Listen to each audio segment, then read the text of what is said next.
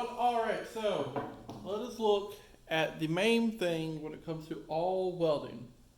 This is the AWS Scent Safety Test. And for all of our programs that we do here at Aiken Tech, the biggest one to remember is that safety, when it comes to whatever you do in life, safety is always number one. So when we're looking at stuff, we need to know the true and false of everything. We need to understand what we're talking about. And the first one is, while welding, ventilation should always be placed close to the fume source as practical. For ventilation, this is stuff like the vent system that we have here, where you can actually bring it down closer to the piece, or it could be something as simple as being outside and having air come into the area, or it could be a fan. The big thing is that this is always true. Because you are welding and stuff like that, you're going to have fumes that come up that can suffocate you. So it's very important to make sure is it as close as possible as practical. For certain classes like our MIG class or our GMAW class, or one that deals with flux core, or for TIG welding even, if you're too close, you can take away your protective gas barrier and fail your weld. So always make sure that when you're doing stuff like this, that you are keeping it close, but not so close you're taking away your gas protection. Because of the low amount of ultraviolet light present, it is not necessary to use shaded lens when oxyfuel cutting. The big key word there is it is not necessary. That is false. You need at least a shade 5, truthfully. You can get away sometimes with a shade 3 or 4, but 5 is what you're looking for at a minimum. It does produce a little bit of ultraviolet light. That light blue flame that you see is actually very damaging to the eye, and it can still cause damage. Next, long hair, loose-fitting clothes, and ties are personal safety hazards around rotating equipment. You have to think about it. If you have something that's spinning or moving or anything like that, it's very easy for something like a glove to possibly get caught in there. So something like long hair or loose-fitting clothes or ties, necklaces, any of those type of things, that's just asking for it to grab your head and bring it in. So that's very true. Those are safety hazards. A butane or propane lighter is safe around welding equipment as long as it's kept in one's pocket. You should have nothing flammable on you at any time. The most flammable thing that should be on your body is cotton clothes. And that's because, even cotton doesn't burn like everything else. You can still take that shirt or your pants off when it comes to it being caught on fire. But something like lighter fluid, keep it away. A fully charged oxygen cylinder contains approximately 225 psi at 70 degrees. Now, why do I have oxygen and the psi amount underlined? First of all, you should remember that oxygen cylinders are typically around the 2000 to 2250 range. So 10 times that amount. So that's false. What is true is that a fully charged acetylene cylinder contains approximately 225 psi at 70 degrees. Safety glasses are not required when welding with the helmet down. Are not required. If one thing you learn from any of this is that that's false. Safety glasses are always required. Straight across the board. Safety glasses are always required. Always. When it comes to anything you do, when it comes to a shop, if you notice anything, it's that even when you have engineers out on the field, or when you have, say, a boss of a company or the CEO or something like that on the job field, they might be wearing $2,000-$3,000 shoes, a tie that's like $100-something, a button-up shirt that takes you a week to afford, but they'll be wearing the same safety glasses as you. because that is a requirement on all job sites. Skin contact with liquid oxygen can cause frostbite. Now, why are we talking about liquid oxygen in a welding format? Because sometimes you have to work with liquid oxygen. And can liquid oxygen, which is in the negative like hundreds of degrees, cause frostbite? Absolutely true. Gas cylinders must, that's that underline word again, must be chained or secured at all times. True. Very simple. You don't want that falling over and crashing. You don't want it to accidentally become a torpedo and going through walls or killing someone. So they must be chained or secured at all times. What does secured mean? It means if you're going to be moving it, you have hands on it. Now remember, if you're going to move a gas cylinder, you always have a cap on top of it. Oxygen cylinders should never be stored with flammable gases such as acetylene cylinders. True or false? When acetylene burns, it burns under the temperature to actually melt thick steel. When you add oxygen to it, it bumps it up significantly. When it comes to the fire triangle, remember you need a heat source, a fuel, and oxygen. That heat source being what ignites it. So like a spark, or maybe the temperature gets high enough that it actually combusts on its own. But in the end, three things make up a fire. Take one of those away and you stop the fire. So the easiest thing to do, keep oxygen away from any flammable gases. In order to maintain production, it is acceptable to operate welding equipment beyond its rated capacity. True or false? It is false. I hope you aren't doing this. You have to think about anything that you own or any machinery. It will commit suicide for you to finish that job. And what I'm trying to tell you this is an engine for your car. If you do not put oil in it or get it regularly changed, if you put bad fuel or stuff like that, that engine will still try to work the best that it can, even if it destroys itself for you. So just like a welding machine, if you put it beyond its capabilities, it will break it. It will destroy itself because you're asking it to do it. So do not do that. When not in use, an electrode holder, GTAW torch, or MIG gun should not be placed in contact with a grounded metal surface. True or false? True. You do not want it to arc off by any means. So very much make sure that whatever is going to be where your electrode holder is going to be, whatever your, for like GTAW, something that has a piece of tungsten, for MIG, where your wires at, for flux core, same thing. Do not put it at the grounded metal surface because it can arc off. Sorry about that.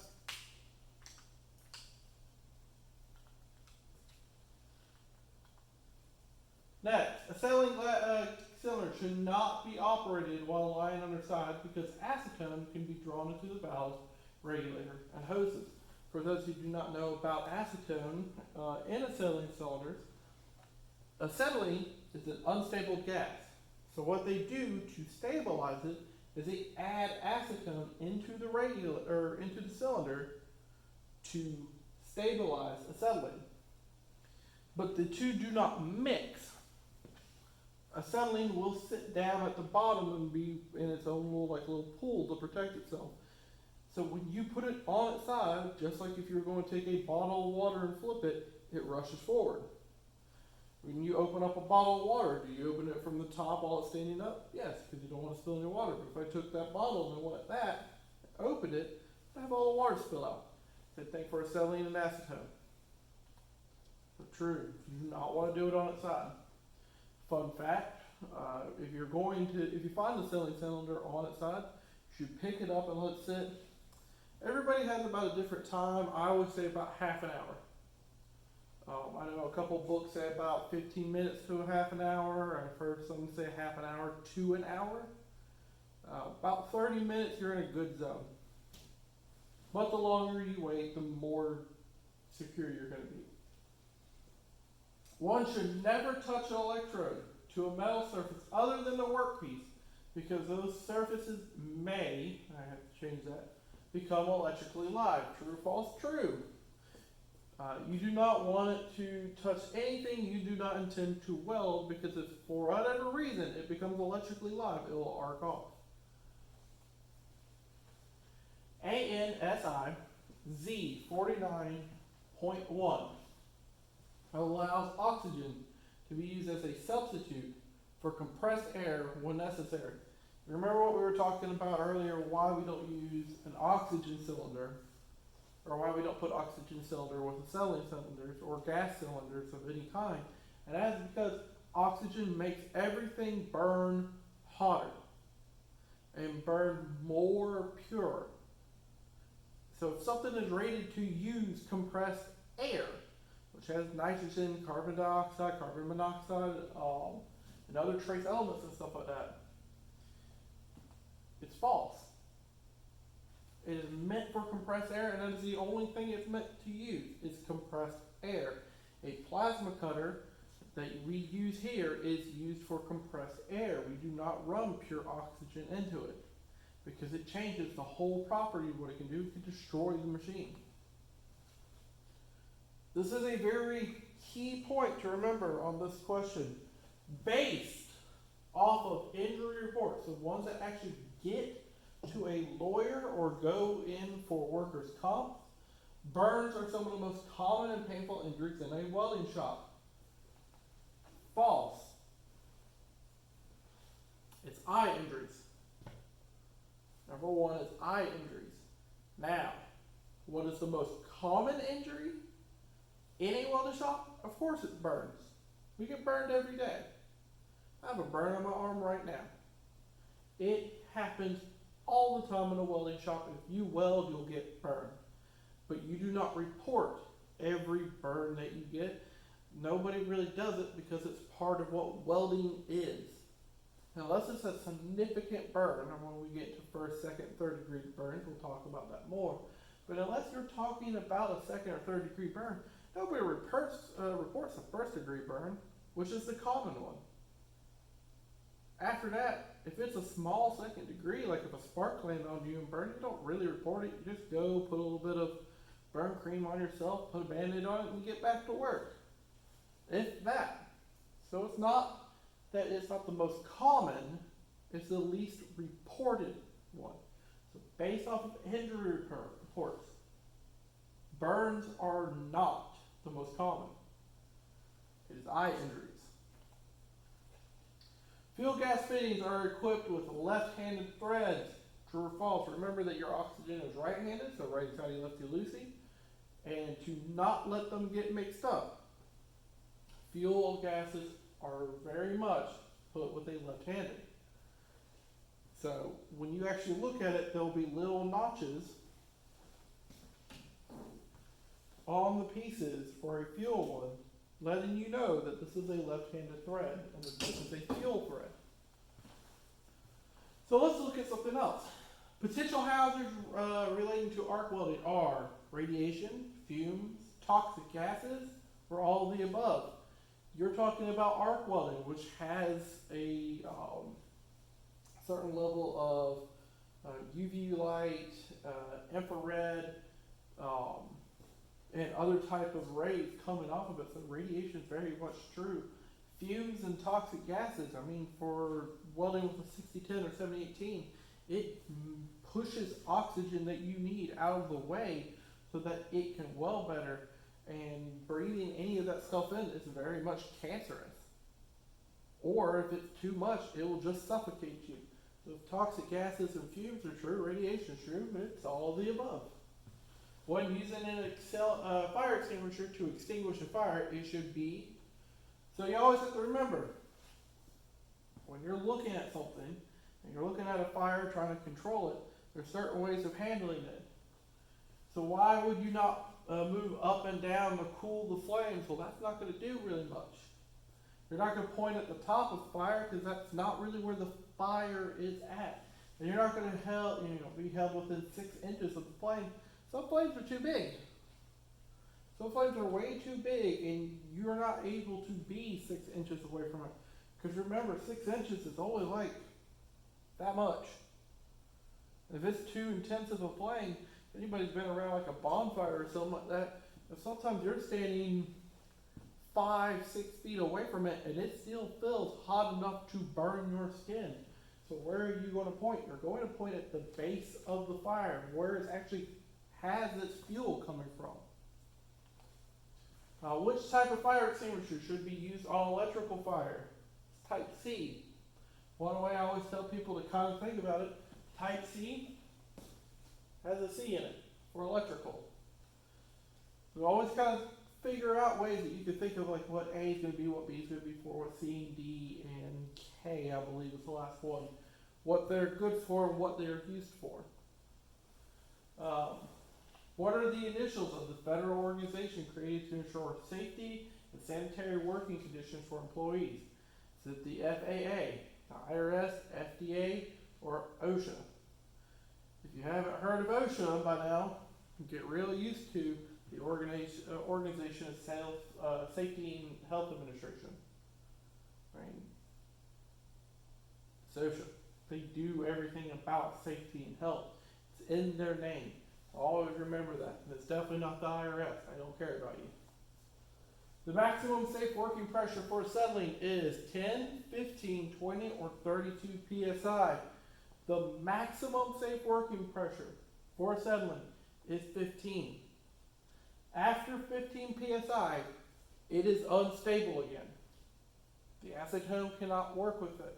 Acetone can also be sucked up and put into your regulators and hoses. But after 15, acetylene can actually just explode. It's very possible for it to do that if you're trying to work with it beyond 15 psi.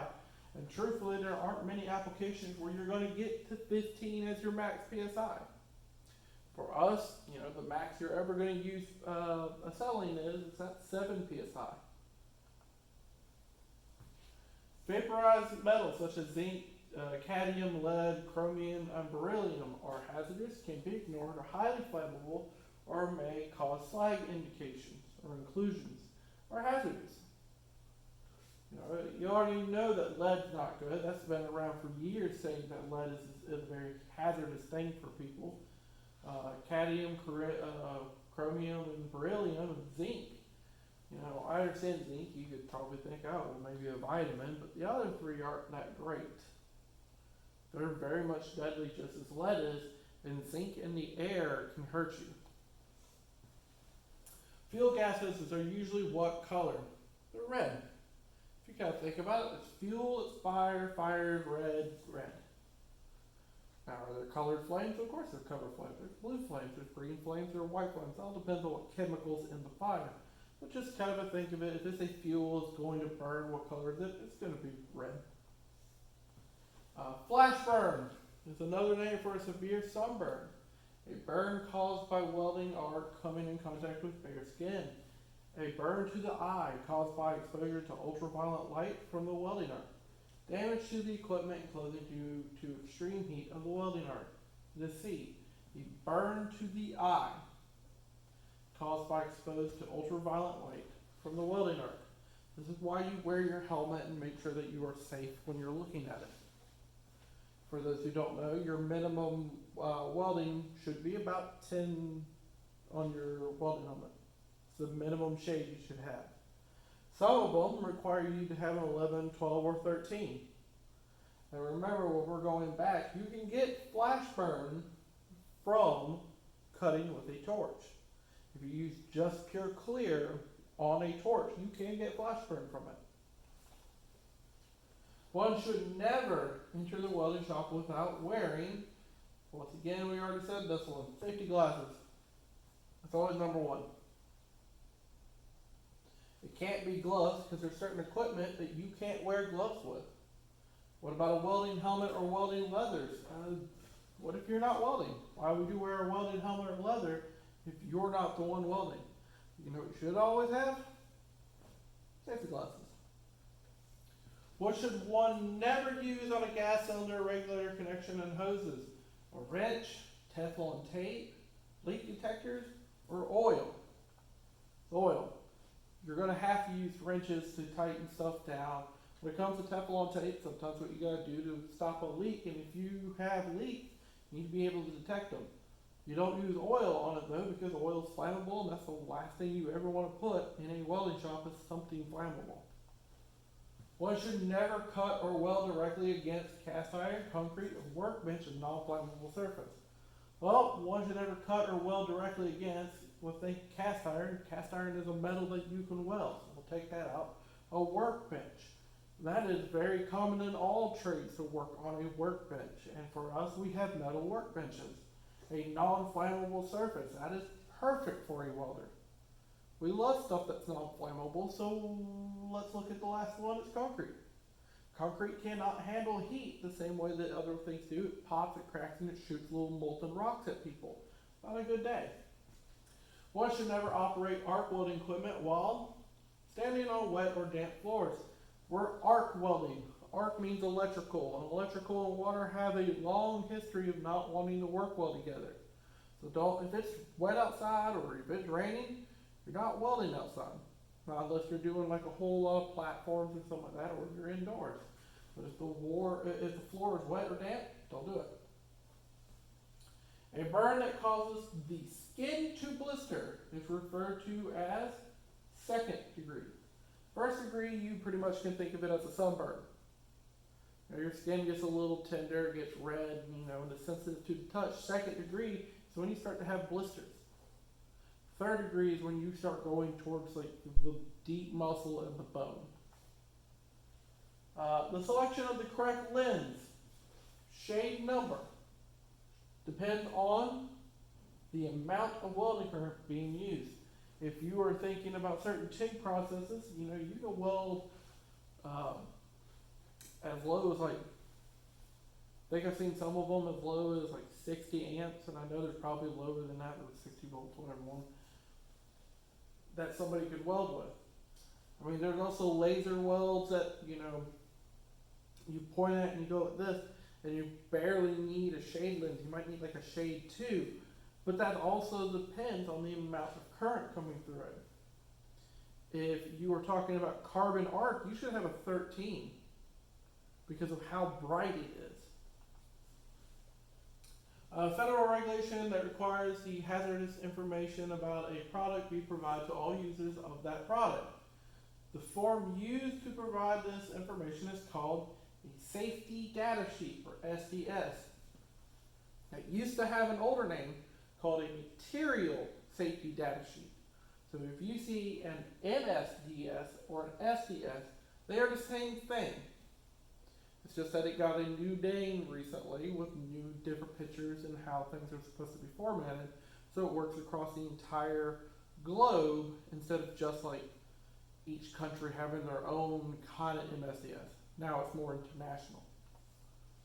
What is the only acceptable method for lighting octi-fuel torches?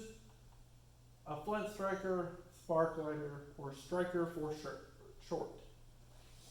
The reason why I'm putting flint striker or spark lighter up there is that is